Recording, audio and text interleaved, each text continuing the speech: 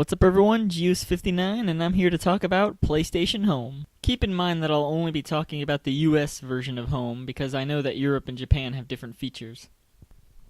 The trailers for the past 2 years on PlayStation Home made it look really amazing, but honestly when you create your avatar and go into the ventures of Home, it's not that great. And true, it's still because it's a beta and it's also free, but I mean, the beta excuse can only be used for as long as it's going to be a beta, and something tells me it's going to be quite a while.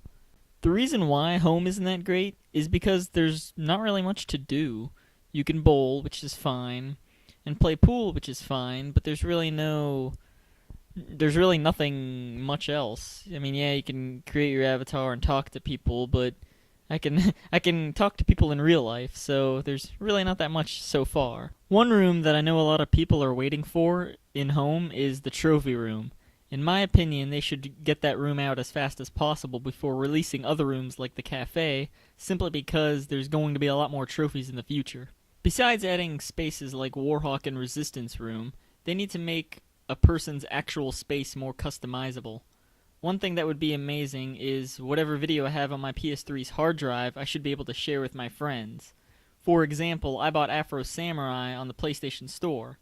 I should be able to watch it with my friend on a digital TV in Home, kind of like the movie theater, but actually meaningful. Another thing they should consider is the ability to take images you have on your PS3's hard drive and make them a poster in your pad and put it wherever. Or maybe you can even make your own wallpaper. That would be pretty cool. Now I'll actually be talking about the rooms themselves. The bowling alley is a pretty good room. You can bowl with people, play pool, or the arcades. I think you should be able to buy an arcade or a pool table and put it in your own personal space. I also believe the arcade games should be more like actual arcade games. Like, why not Tekken 3 or Marvel vs. Capcom 1, as in real arcade games instead of these weak mini games. But, again, it's free, so you can't really argue there. The Central Plaza is okay, but it still needs some work. You can play that UFO game in the Central, which I believe doesn't unlock anything like the real arcade games. You can listen to music that's playing, which is fine, I guess, or just walk around and go to a real place like the mall, and that's about it. It needs a real X factor. The movie theater could be amazing if done right, but right now it's just a place for advertising.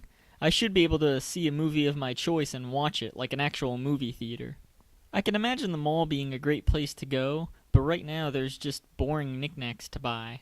I'm waiting for video game objects like the Street Fighter action figures or just video game costumes to buy. The Far Cry 2 room, in my opinion, is near worthless. What's the point? You walk around and that's about it. At least the Uncharted room has hidden spaces and arcades, even if the arcades are always taken. The Red Bull room is alright, but it's nothing phenomenal. In my opinion, as long as Sony's getting paid by its advertisers and not me, then that's more than fine. I agree with Sony that they released Home too early, because first impressions are everything, and Home really didn't impress that many people. There are a lot of features and rooms that we're still waiting for, and to be honest, it will take a while, but hopefully Home will evolve into something more, and hopefully it's for the better.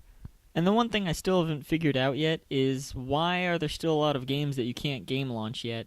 I thought that was one of the main purposes in Home.